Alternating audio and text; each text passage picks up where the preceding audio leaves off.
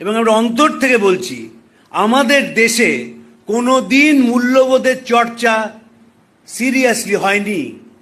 যদি মূল্যবোধের চর্চা হতো, যে অপমান করে সিরাজদৌল্লাকে মারা হয়েছিল, রবার্ট ক্লাইভ তার আত্মজীবনীতে লিখছেন যে যারা দুপাশে দাঁড়িয়েছিলেন তারা যদি একটা করে ইঁট মারতেন তাহলে ইংরেজ বাহিনী, ইস্ট ইন্ডিয়া কোম্পানির বাহিনী শেষ হয়ে যেত।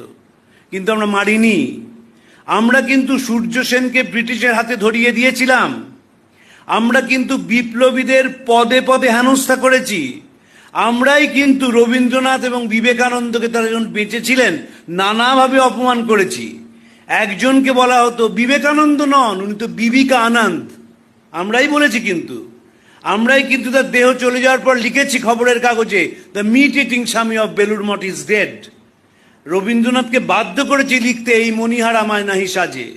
ফলে আমাদের দেশে কোনোদিন মূল্যবোধ ছিল না। স্বামীজির কথা, আমাদের শাস্ত্রে মহাসাম্য, কাজে মহাভেদ বুদ্ধি।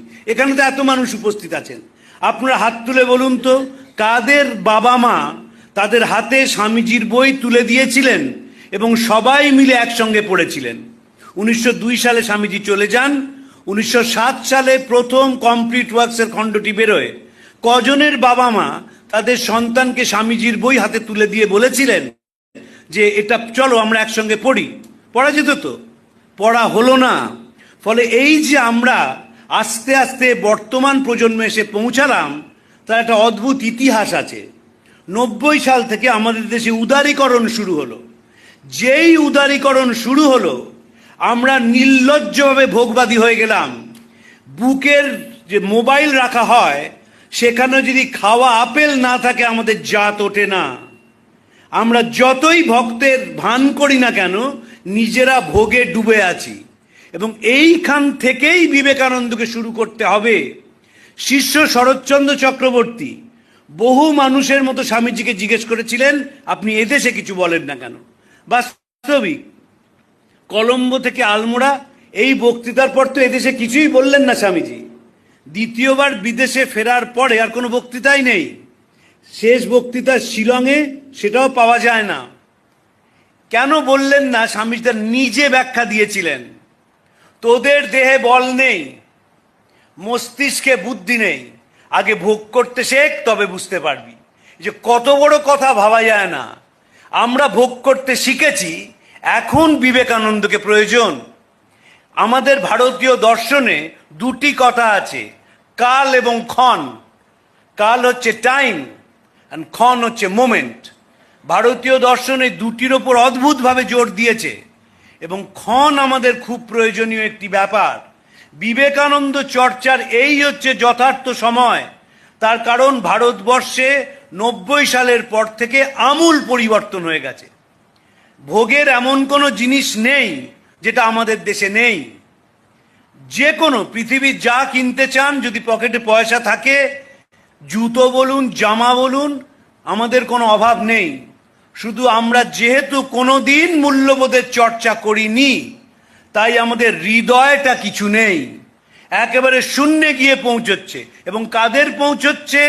যারা ক্রিমি লেয়ার, যারা ভারত স্কুল কলেজে পড়াশোনা করেছে, অনেক নম্বর পেয়েছে, বড় চাকরি করছে, তাদের মধ্যে মূল্যবোধের অবক্ষয় সবচেয়ে বেশি।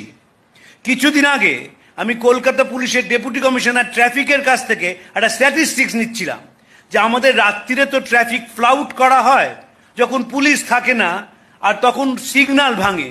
অবাক হয়ে দেখলাম সে সিগন্যাল যে ভাঙে সেটা কিন্তু ওলা উবের ভাঙে না, ভাঙে হচ্ছে owner driven private cars, BMW, Porsche, Skoda, Mercedes. তারা রাত্রির বেলায় অনায়াসে অবলীলাক্রমে তারা ট্রাফিক ফ্লাউট করে চলে যায়। হাইওয়েতে যত বড় বড় অ্যাক্সিডেন্ট হচ্ছে, গাড়ি একেবারে শেষ হয়ে যাচ্ছে, মানুষ মারা যাচ্ছে, সব কিন্তু 40 লাখ টাকার ওপরের গাড়ি। এই যে আমাদের দেশের ওপরের শ্রেণীটা মূল্যবোধহীন, সেটা তলায়ও চলে আসছে। আমার ব্যক্তিগত অভিজ্ঞতা, আমি পশ্চিমবঙ্গে 341টা ব্লকের সব কটা ব্লকে গেছি, 55,000 গ্রামের 47,000 গ্রামে গেছি আমার চাকরির সুবাদে গত 3 দশক ধরে। আমি দেখেছি যারা সাধারণ মানুষ, তাদের মধ্যে তাও মূল্যবোধ আছে। যত ওপরে ওঠা যায় তত মূল্যবোধহীনতা, এবং এই যে রামকৃষ্ণ মিশনে আসার ফ্যাশন হয়েছে, তারা মহারাজদের কাছে একরকম, বাইরে একরকম। এক অদ্ভুত জীব, এক অদ্ভুত জীব। মহারাজের কাছে প্রণাম করছেন, প্রণাম করে এমন করে কথা বলছেন, এক বিরাট ডাক্তারবাবু, যে মনে হচ্ছে যে না একেবারে বিরাট, একেবারে এত বড় হৃদয়। যেই তিনি বাইরে চড়ে গেলেন, একটা গাঁট কাটা হয়ে উঠলেন। এই যে শিফট আমরা করি খুব তাড়াতাড়ি, তার কারণ আমরা কোনো দিন বিবেকানন্দকে কাছ থেকে ধরিনি। এবং ফলে কি জানেন, আমরা যতই সভায় আসি না কেন, যতই দামি জামা কাপড় পরি না কেন, যতই ফেসিয়াল আর বটক্স করি না কেন, আমাদের বাড়িগুলো কিন্তু জ্বলতে শুরু করে দিয়েছে। বার্ট্রান্ড রাসেল বলেছিলেন, দ্বিতীয় বিশ্ব মহাযুদ্ধের ঠিক পরে, we live in houses without any beauty, where we eat meals which merely nourish, beget children without any love, and subject them to an education which kills the spontaneity of life. আমরা যে বাড়িতে থাকি, বাড়ির কোনো ছিনিছাঁদ নেই। ও 2 কোটি টাকার flat হোক, ও ক্ষেত্রীর মার্বেল হোক, বাড়িতে কোনো আনন্দ নেই। ওই ব্রহ্মনিষ্ঠ গৃহস্থ স্যার তত্ত্বজ্ঞান ও পরায়ণ সেরকম বাড়ি নয়। বাড়িতে ঢুকলেই দেখবেন যে একটা অদ্ভুত নিস্তব্ধতা। বাবা মা ছেলে মেয়ে সবাই মোবাইল নিয়ে খেলছে, এর বাইরে কেউ নয়। রাত্রিবেলা অনেক রাত্রিরে কাজ করে ফিরি, দেখি তখনও যে রাস্তায় ট্রাফিক সার্জেন্ট রয়েছেন, তিনিও মোবাইল নিয়ে খেলছেন, সিভিক ভলেন্টিয়ারও মোবাইল নিয়ে খেলছে ইত্যাদি। একবার মুখ্যমন্ত্রী মিটিং করছেন, করতে করতে বন্ধ করে দিলেন। দেখা গেল শেষে 4 জন IAS অফিসার মিটিং না শুনে মোবাইল নিয়ে খেলে বেড়াচ্ছেন। এবং এই সবকটা নেশায় পরিণত হয়েছে, সকলেই তাই। এই যে আমরা নেশাগ্রস্ত হয়ে পড়ছি জড়বাদের দিকে, ফলে কি হচ্ছে, মানুষের প্রতি আমাদের টান থাকছে না। এবং যেহেতু মানুষের প্রতি টান থাকছে না, আমাদের মনে কোনো শান্তি নেই। নিৎসে বলেছিলেন, after you have shed all your burdens you become a burden to yourself. একটি মানুষকে জিজ্ঞেস করবেন কেমন আছেন, তিনি নিজের মেডিকেল বুলেটিনটি পড়তে শুরু করবেন। শঙ্করীবাবু বলতেন, বিখ্যাত বিবেকানন্দ গবেষক, যে স্যার কেমন আছেন?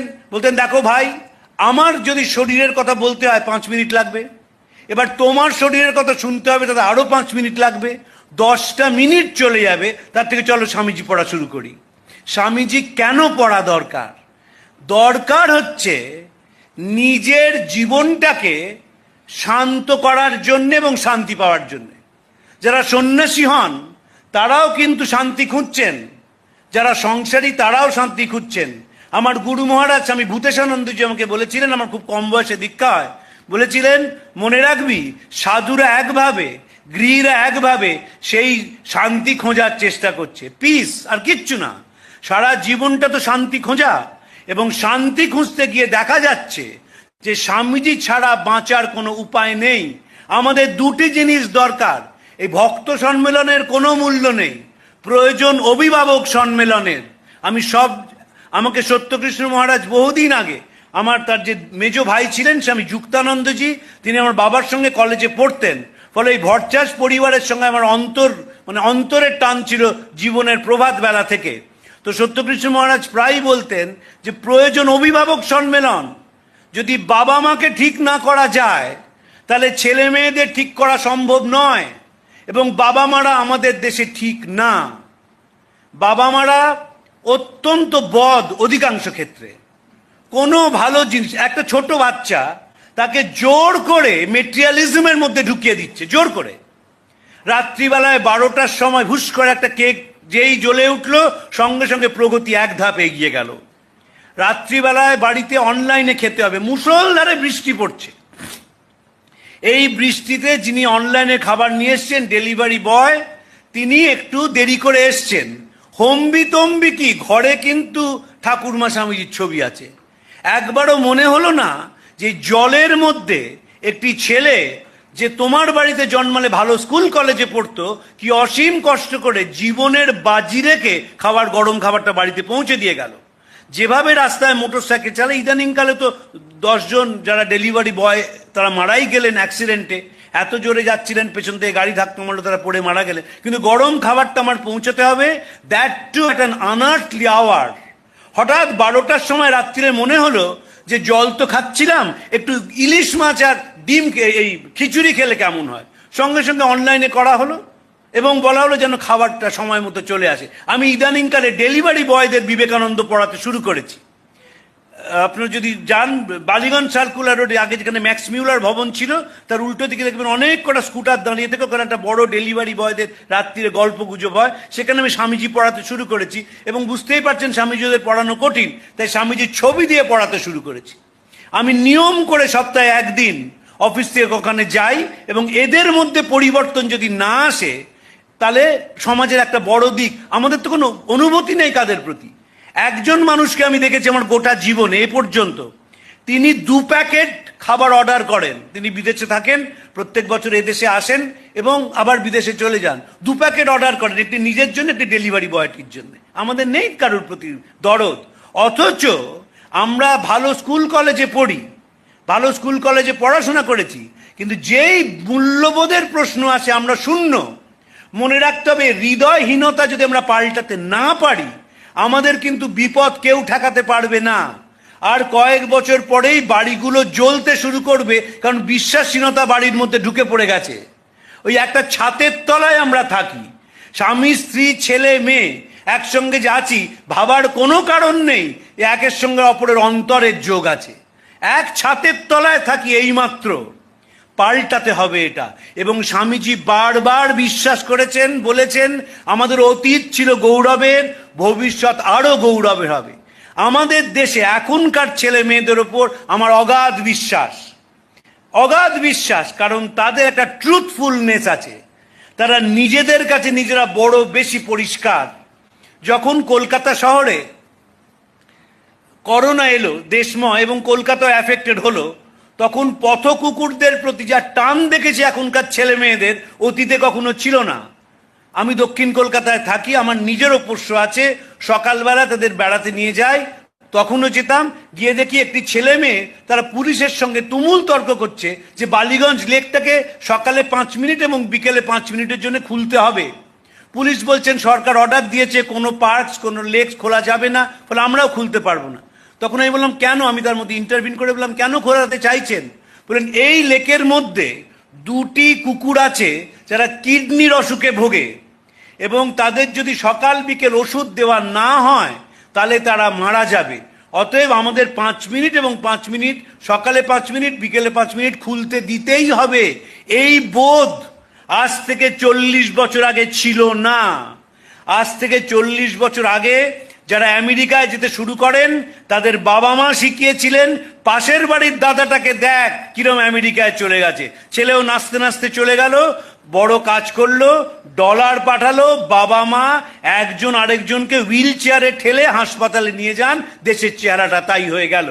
তারা কোনোদিন বলেননি যে দেশটাকে ভালোবাস।